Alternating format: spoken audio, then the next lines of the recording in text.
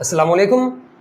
पिछली वीडियो के अंदर हमने चैप्टर नंबर 12 को ख़त्म किया था उसके न्यूमेरिकल्स परफॉर्म करने के बाद, और आज से एक नए चैप्टर का आगाज़ है जो कि चैप्टर नंबर 13 है, जिसका नाम हमारे पास propagation and reflection of light है। प्रोपगेशन और रिफ्लेक्शन ऑफ लाइट। और इस चैप्टर से आगे चैप्टर नंबर 15 तक हमारे पास एक नई ब्रांच स्टार्ट होने वाली है फिज़िक्स की, जिसे हम लोग ऑप्टिक्स बोलते हैं। ऑप्टिक्स की हमारे पास ब्रांच है जो 3 चैप्टर्स के अंदर हम लोग पढ़ेंगे, 13, 14 और 15 के अंदर। और इसकी भी क्लासिफिकेशन हुई है, उसको भी हम लोग जो है वो थोड़ी देर में देखते हैं। सबसे पहले इसके अंदर कंटेंट्स कौन कौन से हैं, यानी कि इस वीडियो के अंदर, इस लेक्चर के अंदर हम लोग क्या क्या चीज़ें जो वो डिस्कस करेंगे। सबसे पहले तो इसका एक ओवरव्यू कि ऑप्टिक्स किस तरह से टूटी हुई है और किस किस चैप्टर के अंदर हम लोग क्या क्या चीज़ें पढ़ेंगे। इसके अलावा हम जो है वो इसका इंट्रोडक्शन लेंगे इस चैप्टर का, कि इस चैप्टर के अंदर यानी कि चैप्टर नंबर 13 के अंदर हम लोग जो है वो क्या क्या चीज़ें डिस्कस करने वाले हैं। फिर कुछ टर्म्स हैं, जैसे कि हमारे पास पिछले वाले चैप्टर के अंदर कुछ टर्म्स थी, इसके अंदर भी कुछ टर्म्स हैं कि रे क्या होती है, बीम क्या होती है, और इसके अलावा हमारे पास मीडियम क्या होता है, रेयर मीडियम क्या होता है। तो वो भी हम लोग जो है वो यहाँ पे पहले डिस्कस कर लेंगे ताकि आगे जो है वो परेशानी ना हो। इसके बाद जो टॉपिक है हमारे पास वो पिन होल कैमरा का है। इसे भी एक सरसरी सा जो है वो देख लेंगे, यानी कि इतना ज़्यादा डीप के अंदर नहीं जाएंगे। और इसके बाद जो सबसे आखिरी और मेन टॉपिक है हमारे पास वो रिफ्लेक्शन का है कि रिफ्लेक्शन क्या होती है, इसकी डेफिनेशन वगैरह। और चूँकि हम इस चैप्टर के अंदर रिफ्लेक्शन को ही स्टडी करने जा रहे हैं तो इसकी डेफिनेशन और इसको समझेंगे कि रिफ्लेक्शन जो है वो क्या होती है। तो अगर सबसे पहले हम लोग स्टार्ट करें इसके ओवरव्यू से कि यहाँ से आगे कौन सी ब्रांच स्टार्ट हो रही है, ऑप्टिक्स वाली, और ऑप्टिक्स क्या होती है और इसकी क्लासिफिकेशन किस तरह से है, तो इसको थोड़ा सा देख लेते हैं। ऑप्टिक्स सबसे पहले जो हमारे पास ब्रांच है, ये फिज़िक्स की एक ब्रांच है जिसके अंदर हम लोग क्या चीज़ स्टडी करते हैं। हमारे पास ऑप्टिक्स एक ब्रांच है फिज़िक्स की जिसके अंदर हम लोग स्टडी करते हैं लाइट को। लाइट की जो है वो इसके अंदर स्टडी की जाती है ऑप्टिक्स की ब्रांच के अंदर। और ये जो है वो हमारे पास 2 मज़ीद ब्रांचेस के अंदर टूटी हुई है। ऑप्टिक्स फिज़िक्स की ब्रांच है, फिज़िक्स साइंस की ब्रांच है। और ऑप्टिक्स की जो आगे क्लासिफिकेशन हुई हुई है वो इस तरह से हुई हुई है कि ज्योमेट्रिकल ऑप्टिक्स, और साथ ही साथ हमारे पास एक और जो इसकी ब्रांच है वो फिज़िकल ऑप्टिक्स है। ये ज्योमेट्रिकल वाली और ये जो हमारे पास फिज़िकल वाली। चैप्टर नंबर 13 और 14 दोनों के दोनों ज्योमेट्रिकल ऑप्टिक्स से रिलेटेड है, और चैप्टर नंबर 15 जो है वो हमारे पास फिज़िकल ऑप्टिक्स से रिलेटेड है।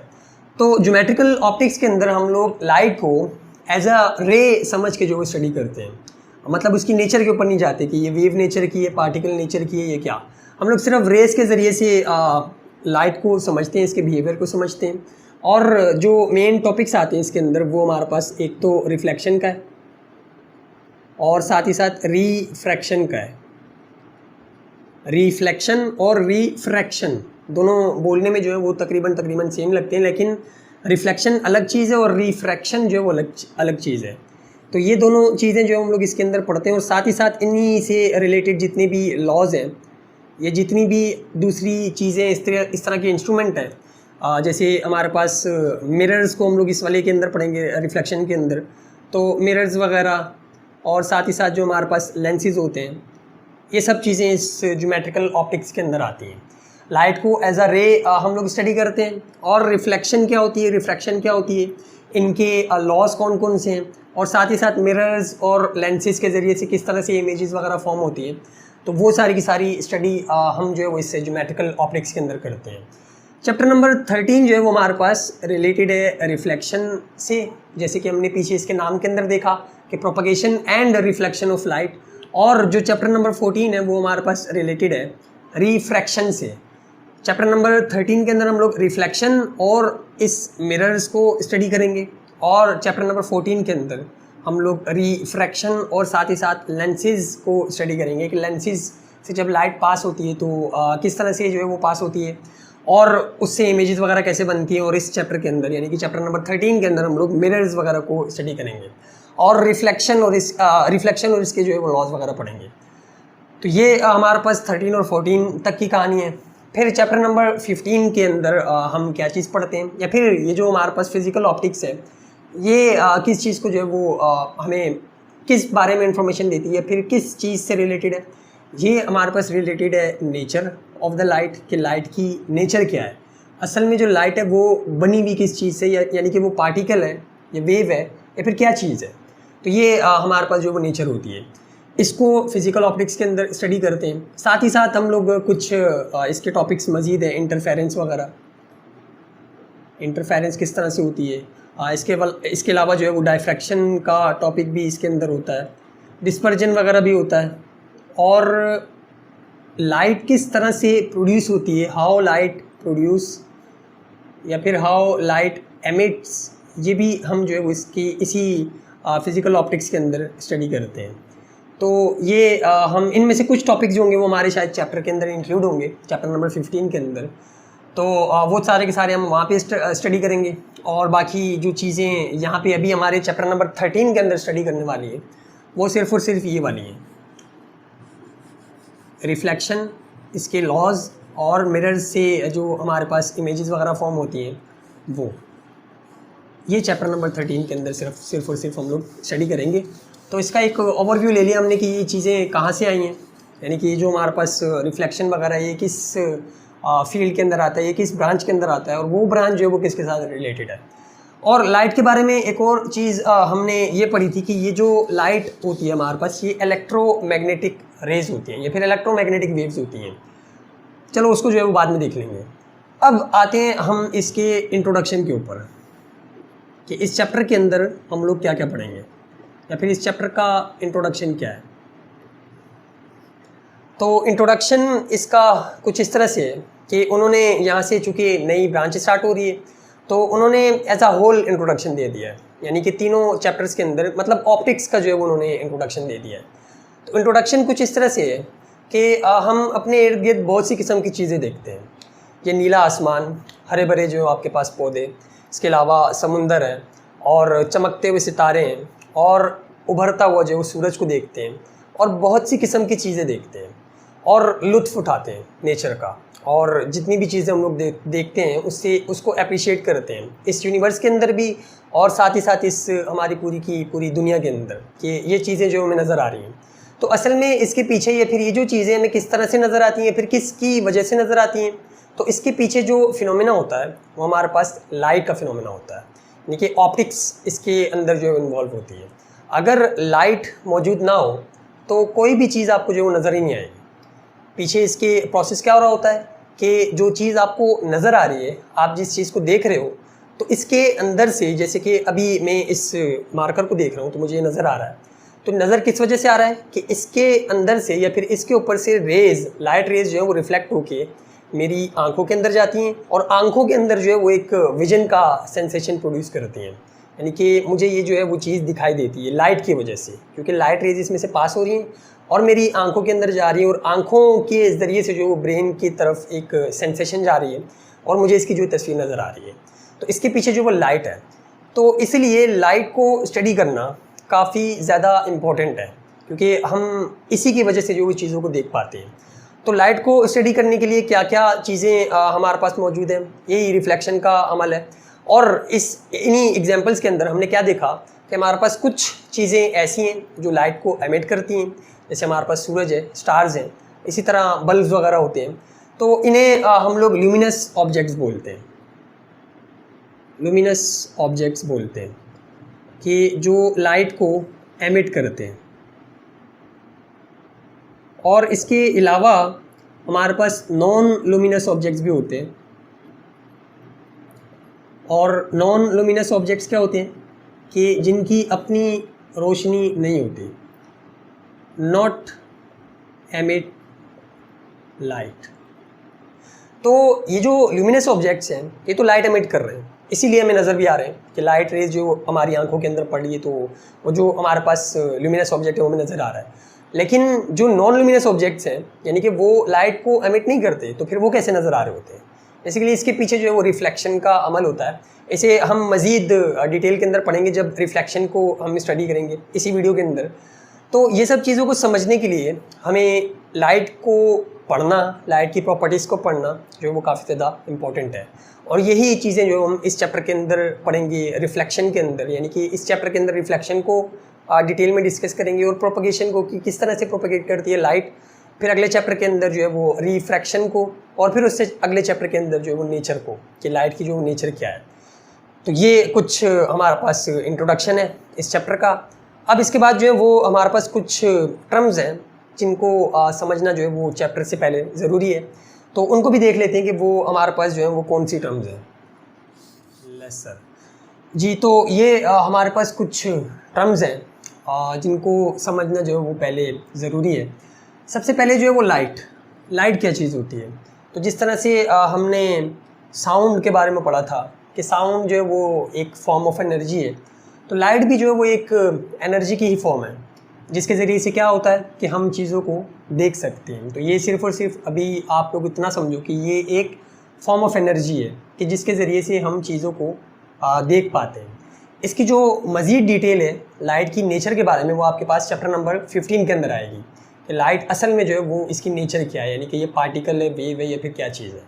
अभी सिर्फ यहाँ पे जो है वो डेफिनेशन इतनी जो है वो समझो कि लाइट जो है वो सिर्फ एक एनर्जी की फॉर्म है, और इसके ज़रिए से क्या होता है कि हम चीज़ों को देख सकते हैं आसानी से। इसके बाद जो है वो आपके पास रे ऑफ लाइट है, और रे ऑफ लाइट क्या है कि वो पैथ जिसके ऊपर हमारे पास लाइट एनर्जी ट्रैवल करे उसे रे ऑफ लाइट बोलते हैं। और सिंपली हम जो है वो रे ऑफ लाइट को इस तरह से जो डिनोट करते हैं कि ये हमारे पास एक पैथ है जिसके ऊपर लाइट रे ट्रैवल कर रही है। इस तरह से एक सिंपली रे के ज़रिए से, एक एरो के ज़रिए से जो हम लोग इसको डिनोट करते हैं और बोलते हैं कि लाइट रे यहाँ से प्रोड्यूस हुई। फॉर एग्जांपल ये आपके पास सोर्स है, यहाँ से प्रोड्यूस हुई और ये यूँ जो है वो निकली, इस डायरेक्शन के अंदर आगे गई। तो ये सिंपली जो आपके पास एक रे होती है लाइट की। इसके बाद बीम ऑफ लाइट है, और beam of light collection of rays होता है कि काफ़ी सारी रेज आपके पास एक साथ जो है वो निकलें, तो इस पूरी की पूरी चीज़ को हम लोग बीम ऑफ लाइट बोलते हैं। ये आपके पास सोर्स होगी और इसके अंदर से अगर लाइट रेज एमिट हो रही है, निकल रही है, और काफ़ी ज़्यादा हमारे पास लाइट रेज है, तो इसको हम लोग बीम बोलेंगे, बीम ऑफ लाइट रे या फिर बीम ऑफ लाइट। और अगर एक देखें इसमें से, तो एक जो हमारे पास रे ऑफ लाइट होगी। और सिंपली हमें ये क्या बताती है कि जो लाइट एनर्जी हमारे पास वो किस डायरेक्शन के अंदर जा रही है, फिर किस तरफ जो है, ये फिर कैसे, उसकी पैथ क्या है, यानी कि ये पैथ को शो करती है लाइट की। इसके बाद हमारे पास जो चीज़ है वो मीडियम है, और मीडियम जो है वो हम पिछले चैप्टर के अंदर जो वो डिस्कस करके आ चुके हैं कि मीडियम क्या होता है। मीडियम हमारे पास वो स्पेस होता है जिसके अंदर पार्टिकल्स जो है मौजूद हो, यानी कि या तो एयर हो या फिर आपके पास जो है वो गैस हो। एयर जो होती है वो गैस ही होती है, एयर हो या तो वाटर हो या फिर सॉलिड हो, ये हमारे पास मीडियम होता है। इसके अलावा हमने एक और चीज़ भी पढ़ी थी जिसे वैक्यूम बोलते हैं, कि अगर इनमें से कोई भी चीज़ आपके पास मौजूद नहीं है तो वो वैक्यूम होगा, जो हमारे स्पेस के अंदर मौजूद होता है। यानी कि अर्थ से आप थोड़ा डिस्टेंस के ऊपर चले जाओ तो वहाँ ये सब पूरे का पूरा मैटर जो ख़त्म हो जाता है, तो वो वैक्यूम कहलाता है।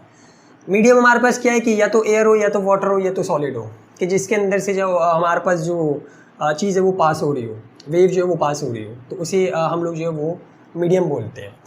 इसके बाद पहला जो हमारे पास मीडियम है वो रेरर मीडियम है।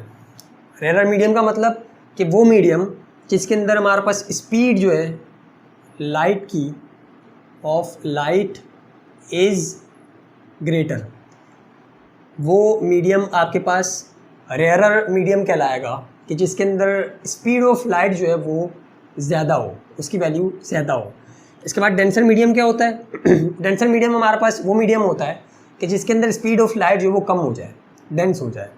और इसके इन दोनों के दरमियान जो बेसिक डिफरेंस है वो ये भी है कि रेयर मीडियम के अंदर जो पार्टिकल्स होते हैं उनके अंदर गैप्स काफ़ी ज़्यादा होता है। अगर रेयर की हम लोग मिसाल लें तो इसके अंदर गैप्स जो होता है वो काफ़ी ज़्यादा होता है, और इसको अक्सर हम जो वो एयर ले रहे होते हैं, यानी कि जो रेयर मीडियम होता है हमारे पास वो एयर ही होता है, अक्सर हम लोग यही वाला ले रहे होते हैं। लेकिन जो हम अगर एज अ जनरल बोलें तो जनरल आपके पास ये आएगा कि वो मीडियम जिसके अंदर हमारे पास जो स्पीड है लाइट की वो ज़्यादा हो। तो ज़्यादा इसलिए होती है कि क्योंकि इनके पार्टिकल्स के दरमियान जो है वो गैप थोड़ा ज़्यादा होता है, तो इसे हम लोग रेयर मीडियम बोलते हैं। और जिसके अंदर जो ऐसा मीडियम जिसको डेंसर मीडियम क्या होता है कि वो मीडियम जिसके अंदर हमारे पास स्पेसिस जो है वो थोड़ी थोड़ी कम हो जाए पिछले वाले के मुकाबले में, तो इसलिए वो डेंसर मीडियम कहला रहा है, क्योंकि वॉल्यूम जो वो कम होगी उसकी डेंसिटी जो ज़्यादा होगी। तो इसकी डेंसिटी ज़्यादा होने की वजह से क्या होता है कि जो हमारे पास स्पीड है लाइट की या फिर वेव की वो कम हो जाती है। तो इसलिए हम जो इसको डेंसर मीडियम बोलते हैं, और इसकी वजह से स्पीड जो है वो कम हो जाती है, यानी कि कम हो जाती है पिछले वाले के मुकाबले में। तो रेयर मीडियम और डेंसर मीडियम, ये वैसे जो हमारे पास लाइट है इससे किसी भी मीडियम की ज़रूरत नहीं है। ये हमने पहले भी पढ़ लिया है कि लाइट जो है हमारे पास इलेक्ट्रोमैग्नेटिक वेव्स है। लाइट जो है हमारे पास इलेक्ट्रोमैग्नेटिक वेव है, और इसकी भी हमने जो है वो अच्छी खासी डिटेल या फिर इसका भी ओवरव्यू जो था वो हमने तब लिया था कि जब हम लोग साउंड को स्टार्ट कर रहे थे, कि जो साउंड होता है हमारे पास वो मैकेनिकल वेव होती है, जबकि जो लाइट होती है ये इलेक्ट्रोमैग्नेटिक वेव होती है। मैकेनिकल वेव को मटेरियल मीडियम की ज़रूरत होती है ट्रैवल करने के लिए, फिर प्रोपेगेट करने के लिए, जबकि जो हमारे पास इलेक्ट्रोमैग्नेटिक वेव होती है इनको कोई मीडियम की ज़रूरत नहीं होती, ये वैक्यूम से भी पास हो जाती हैं। यही वजह है कि सूरज से लेकर हम तक जो लाइट जो है वो पहुँच रही है। हमारे पास सूरज से लेकर अर्थ तक बीच में वैक्यूम भी आता है।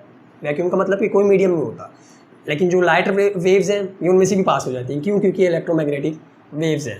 तो इनकी जो स्पीड हमने पढ़ी थी वैक्यूम के अंदर वो 3 एक्सपोनेंट 8 मीटर पर सेकेंड थी, वो लाइट की स्पीड थी। ये भी हमने वेलोसिटी ऑफ साउंड के टॉपिक के अंदर जो डिस्कस की थी। तो ये जो स्पीड थी ये वैक्यूम के अंदर थी। एयर के अंदर जो इसकी कम हो जाएगी, जैसे जैसे मीडियम डेंसर होता जाएगा, जो हमारे पास स्पीड है लाइट की वो कम होती जाएगी। एयर के अंदर शायद 2 पॉइंट समथिंग करके आती है और एक्सपोनेंट 8, और वाटर के अंदर जो है वो थोड़ी और कम हो जाती है। तो ये हमारे पास कुछ इंपॉर्टेंट टर्म्स थी और कुछ बेसिक जो है वो इंफॉर्मेशन थी इस चैप्टर के हवाले से।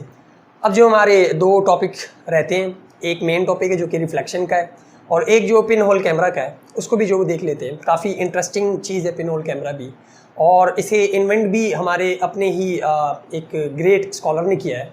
तो इसका भी हम लोग थोड़ा सा इंट्रोडक्शन और देख लेते हैं कि पिन होल कैमरा क्या होता है।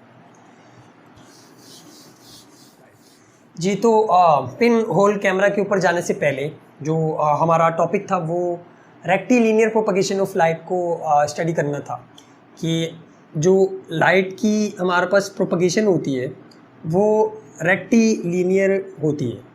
रेक्टिलिनियर का मतलब क्या? लीनियर का जो लफ्ज़ है वो हम पहले बहुत दफ़ा जो है वो डिस्कस कर चुके हैं कि एक स्ट्रेट पैथ के अंदर, स्ट्रेट लाइन के अंदर जो है वो कोई चीज़ मूव करे तो उसको लीनियर उसको बोलते हैं। जैसे हमने लीनियर थर्मल एक्सपेंशन भी पढ़ी।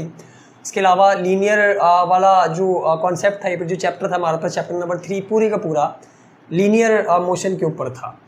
तो रेक्टिलिनियर का मतलब क्या कि हमारे पास जो लाइट है वो किस तरह से प्रोपोगेट करती है? स्ट्रेट लाइन के अंदर, ये स्ट्रेट पैथ के अंदर।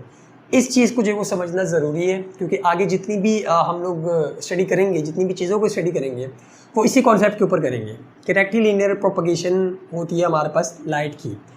डेफिनेशन क्या है इसकी, या फिर रेक्टिलिनियर का मतलब ही उन्होंने यहाँ पे लिख दिया है कि a ray of light travels in a straight path.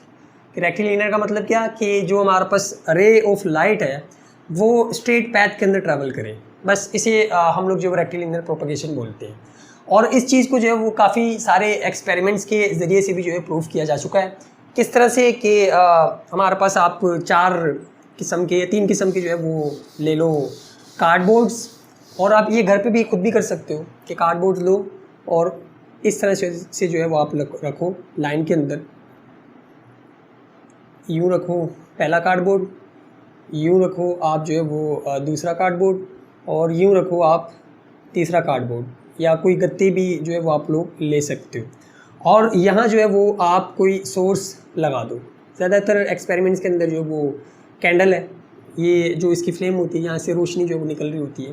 तो अगर आपको ये चेक करना है कि जो हमारे पास यहाँ से लाइट निकल रही है ये रेक्टिलिनियर मोशन परफॉर्म करती है, यानी कि ये रेक्टिलिनियरली यहाँ से जो है वो मूव करती है, या फिर इसकी जो डायरेक्शन है या फिर जो इसकी मोशन है वो कुछ और है।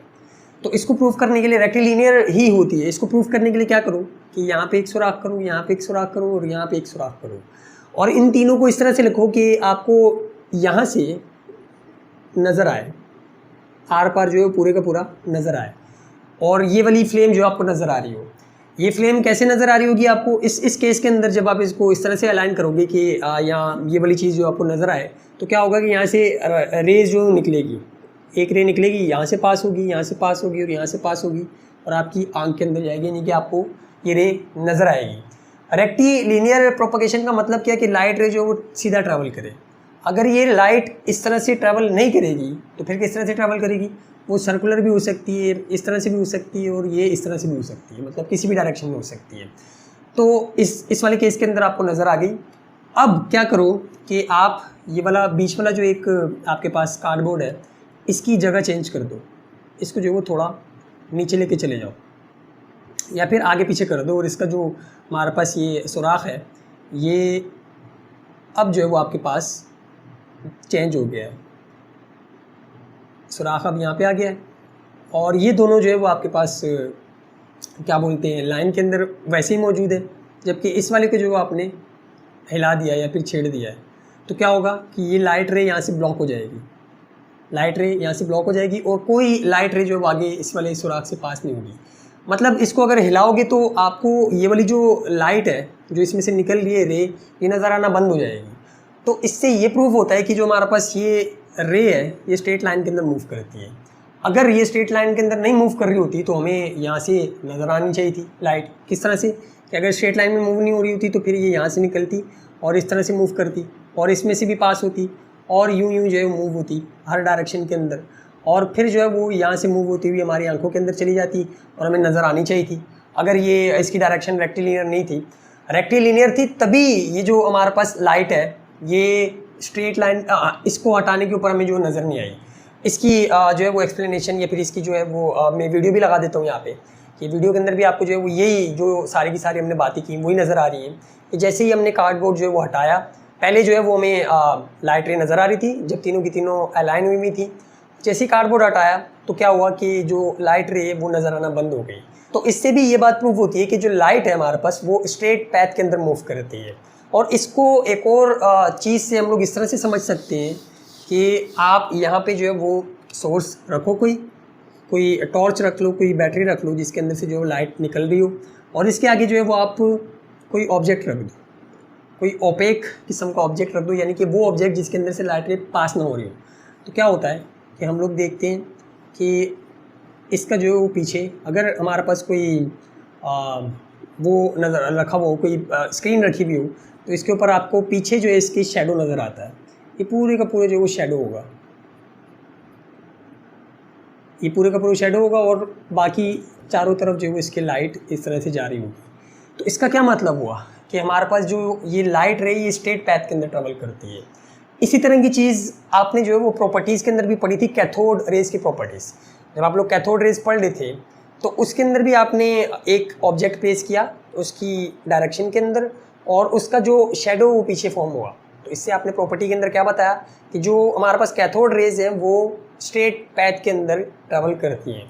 तो इससे भी हमें यही चीज़ समझ में आई, इससे भी हमें यही चीज़ पता लगी कि अगर हम कोई ऑब्जेक्ट रखें तो लाइट रे क्या करती है कि उसका शेडो बना देती है पीछे। यहाँ पे जो है वो पूरे का पूरा शेडो आ जाएगा। शेडो इस वजह से बनता है कि यहाँ से जो है वो लाइट रेज ब्लॉक हो जाएंगी और पास नहीं हो पाएंगी, जबकि ये वाली जो लाइट रेज है वो पास हो जाएंगी। ये वाली चीज़ ब्राइट होगी और नीचे ये वाली भी चीज़ ब्राइट होगी, जबकि ये हमारे पास जो हिस्सा होगा ये डार्क होगा, यानी कि शेडो बन रहा होगा पीछे। तो इससे भी हमें ये चीज़ पता लगी कि जो हमारे पास लाइट रेज है वो स्ट्रेट लाइन के अंदर ट्रैवल करती है। अगर स्ट्रेट लाइन के अंदर ट्रैवल नहीं करती होती तो ये वाला जो हमारे पास डार्क शेडो मिल रहा है ये कभी भी ना मिलता। और उसको कैसे हम लोग बता सकते हैं कि डार्क शेडो कैसे ना मिलता?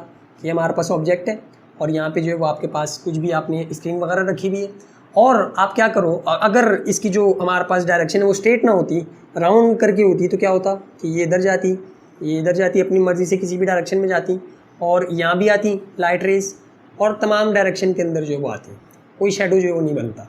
तो इससे क्या बात प्रूव हुई कि हमारे पास जो लाइट रेज है वो स्ट्रेट पैथ के अंदर ट्रैवल करती हैं, रेक्टिलिनियर प्रोपगेट करती हैं। इसी की वजह से जो हमारे पास शेडोज़ भी बन रहे होते हैं। तो पूरे चैप्टर के अंदर आगे हम लोग जहाँ भी लाइट को बनाएंगे, लाइट रे को जो ड्रॉ करेंगे वो स्ट्रेट लाइन के अंदर करेंगे, इस तरह से स्ट्रेट लाइन के अंदर, इस तरह से कि यहाँ से जो लाइट रे निकली और इस तरह से आगे की तरफ गई स्ट्रेट पैथ के अंदर। इसको टेढ़ा मेढ़ा करके नहीं बना सकते आप। बस ये था हमारे पास rectilinear propagation of light. और इसके बाद जो हमारे पास टॉपिक है वो हमारे पास पिन होल कैमरे का है। पिन होल कैमरा, इसे इन्वेंट जो है वो हमारे पास 16th सेंचुरी के अंदर किया गया था। और किसने इन्वेंट किया था वो आप लोगों को जो है वो पता है। 16th सेंचुरी के अंदर इसको इन्वेंट किया गया था। और इसे किसने इन्वेंट किया ये आपने चैप्टर नंबर 1 के अंदर जब मुस्लिम साइंटिस्ट्स के बारे में पढ़ रहे थे तो उसके अंदर आपने देखा होगा या फिर इसे याद भी किया होगा कि ये जो हमारे पास पिन होल कैमरा है ये इब्नुल हैथम ने इसे जो इन्वेंट किया था, जो कि हमारे बहुत ही ग्रेट स्कॉलर हैं मुसलमानों के दौर के।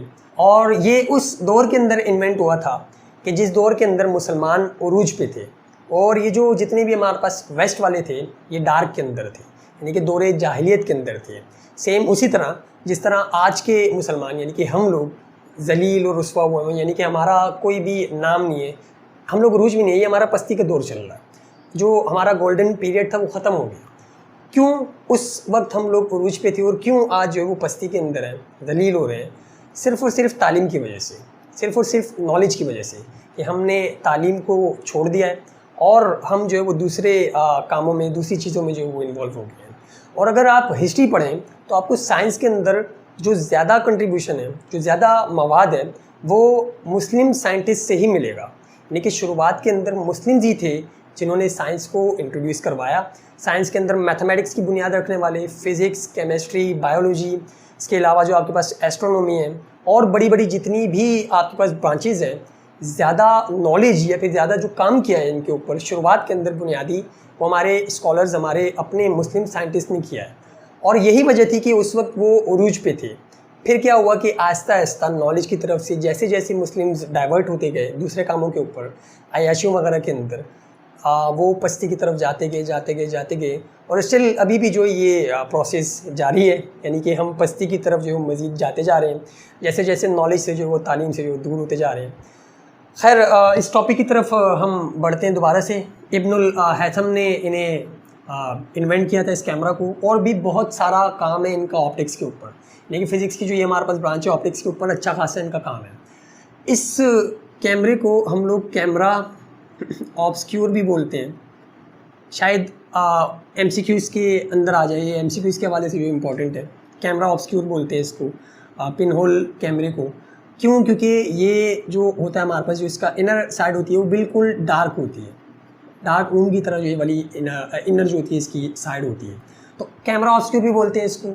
और इसके ज़रिए से क्या होता है कि हम लोग पिक्चर को देख सकते हैं। या फिर पिक्चर ये क्यों बनाया गया था बेसिकली, टू सी हमारे पास सन एस्क्लिप्स, जो हमारे पास सूरज ग्रहण होती है उसको देखने के लिए इसको बनाया गया था, ताकि क्या हो कि हमारी जो आई साइड है वो डैमेज ना हो। अगर आप डायरेक्ट सूरज ग्रहण को देखेंगे तो आपकी जो आई साइड है वो डैमेज होने का जो है वो ख़तरा होता है।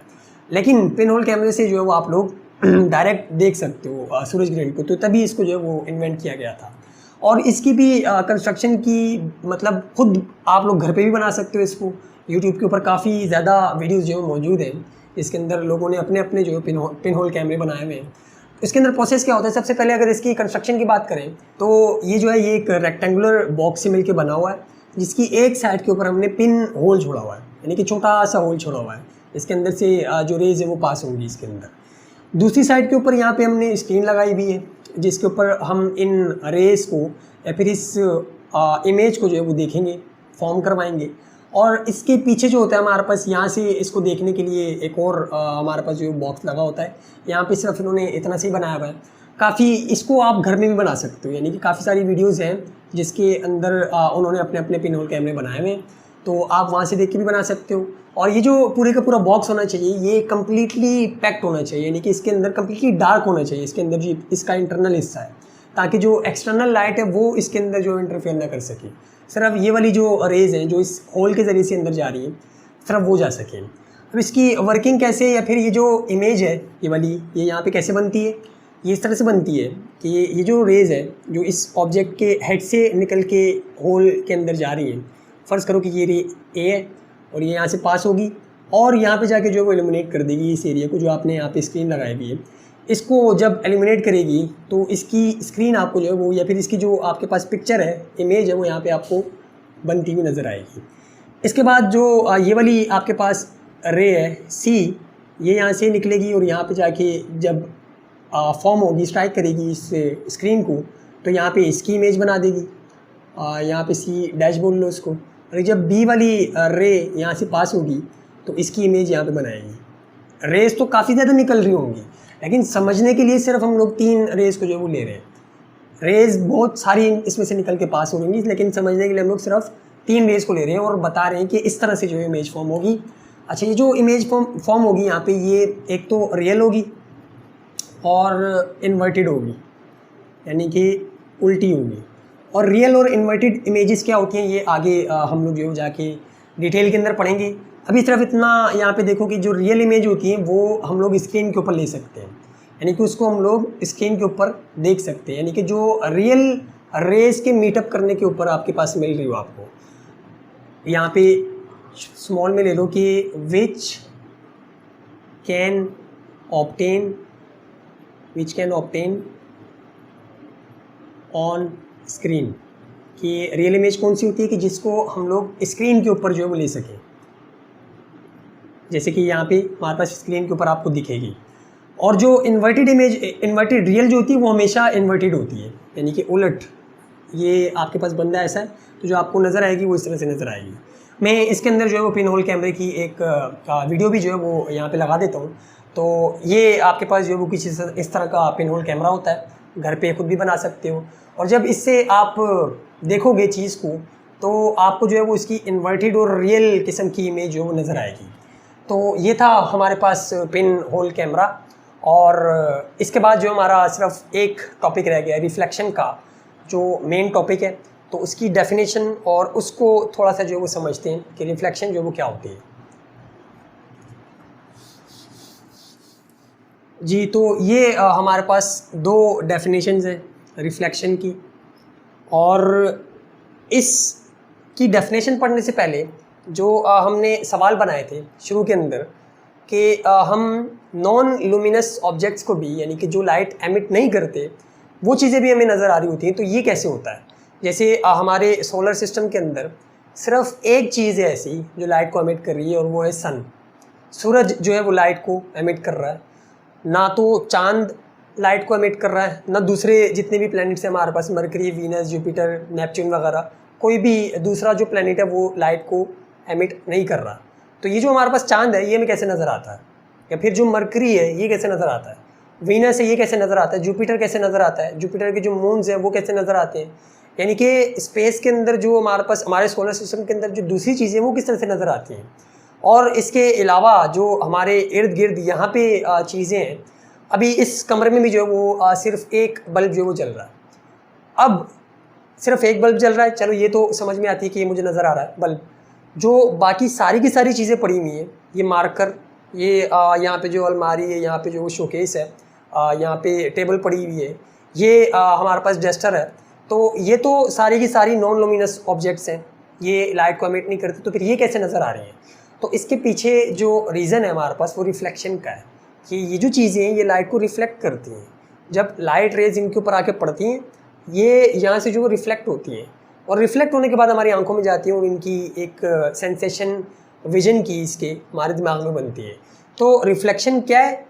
यहाँ पे सबसे अगर आसान लफ्ज़ों में देखें या समझें इसको, तो ये बाउंसिंग बैक को बोलते हैं हम लोग, किसी चीज़ का बाउंस बैक हो जाना।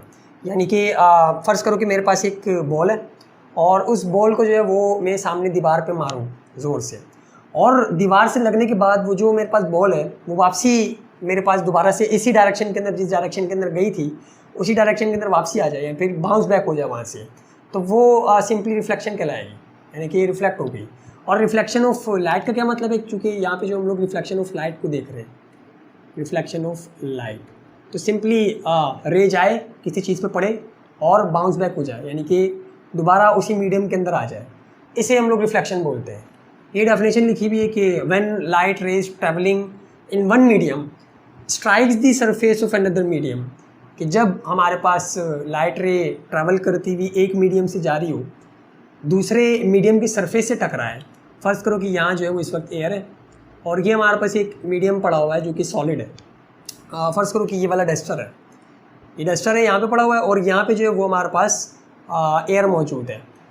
अब क्या हो कि यहाँ से मैं एक लाइट रे बनाऊँ जो किसी भी सोर्स से जो वो आ रही है, सिर्फ एक लाइट रे को जो हम लोग ऑब्जर्व कर रहे हैं यहाँ पे ये देख रहे हैं, लाइट रे इसमें से पास हो जाए इसके ऊपर और इसके ऊपर जो स्ट्राइक करे, और स्ट्राइक होने के बाद क्या हो, क्योंकि ये जो ऑब्जेक्ट है हमारे पास ये दूसरा मीडियम है, ओपेक ऑब्जेक्ट है, यहाँ पे ओपेक होना भी जो है ऑब्जेक्ट का यहाँ पे ज़रूरी है कि ओपेक ऑब्जेक्ट होना चाहिए। अगर ओपेक होगा तो कम्प्लीटली जो है वो रिफ्लेक्ट हो जाएगी। अगर दूसरे किस्म के हमारे पास मीडियम हुए, दूसरे किस्म के ऑब्जेक्ट्स हुए, जो तीन हमारे पास जो है वो ऑब्जेक्ट्स होते हैं, वो भी देख लो।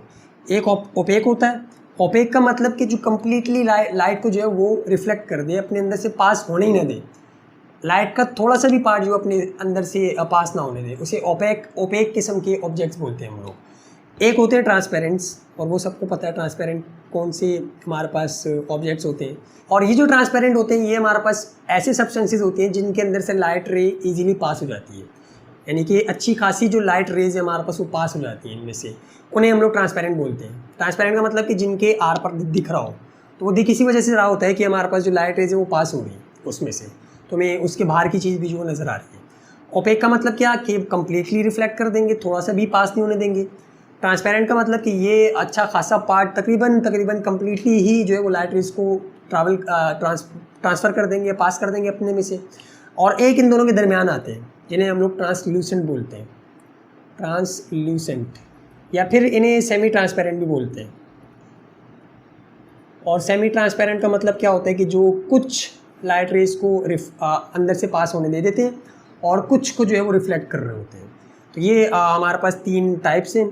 और यहाँ पे जो बात हो रही है वो हमारे पास अभी फ़िलहाल ओपेक ऑब्जेक्ट्स की हो रही है कि एक मीडियम से वो ट्रैवल करती हुई जा रही है जो एयर है, और आगे जो है वो आपके पास एक ऐसा सॉलिड पड़ा हुआ है जो कि ओपेक है। जैसे ये हमारे पास टेस्टर है या फिर ये मार्कर है, ये ओपेक सब्सटेंसेस है, ये लाइट को अपने अंदर से बिल्कुल भी पास होने नहीं देते। तो ये हमारे पास ट्रांसपेरेंट है और ट्रांसलूसेंट है, और ट्रांसलूसेंट को ही सेमी ट्रांसपेरेंट भी बोलते हैं। अब कहाँ तक हमने जो इसकी डेफिनेशन पढ़ी कि एक मीडियम से ट्रैवल करती हुई जाए, स्ट्राइक करे ओपेक सब्सटेंस को या फिर दूसरे मीडियम को किसी, और क्या हो कि यहाँ से ये वापसी बाउंस बैक हो जाए, यानी कि इस डायरेक्शन में दोबारा से आ जाए। ये लाइट रे फर्स्ट करो कि यहाँ से आई और यहाँ से जो वो रिफ्लेक्ट होगी, इस तरह से आई थी और इस तरह से रिफ्लेक्ट हो गई, इस तरह से आई और इस तरह से रिफ्लेक्ट हो गई।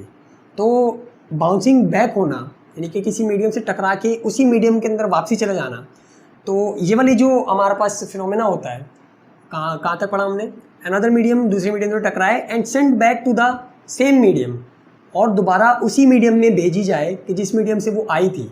ये गई उससे टकराई, तो टकरा के उसी मीडियम में वापसी आ गई कि जिस मीडियम से ये आई थी।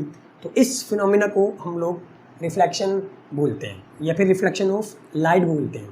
ये सिंपली आसान वर्डिंग के अंदर अगर इसको लिखो तो इस तरह से भी लिख सकते हो कि the bouncing back of the light रे when it strikes opaque objects, जब ये ओपेक ऑब्जेक्ट के साथ टकराती है, स्ट्राइक करती है जाके और बाउंस बैक हो जाती है, वापसी उसी मीडियम के अंदर जो वो आ जाती है, तो इस वाले केस को या फिर इस वाले फिनोमिना को, इस वाले प्रोसेस को या फिर इस बाउंसिंग बैक को हम लोग रिफ्लेक्शन ऑफ लाइट बोलते हैं। तो सिंपली ये हमारे पास रिफ्लेक्शन है, और फिर अगली वीडियो के अंदर जो है इसके लॉज वगैरह देखेंगे और कुछ एक दो टॉपिक्स जो है वो और मज़ीद इंक्लूड कर लेंगे। तो आज के लिए इतना ही, मिलते हैं फिर अगली वीडियो में, तब तक के लिए अल्लाह हाफिज़।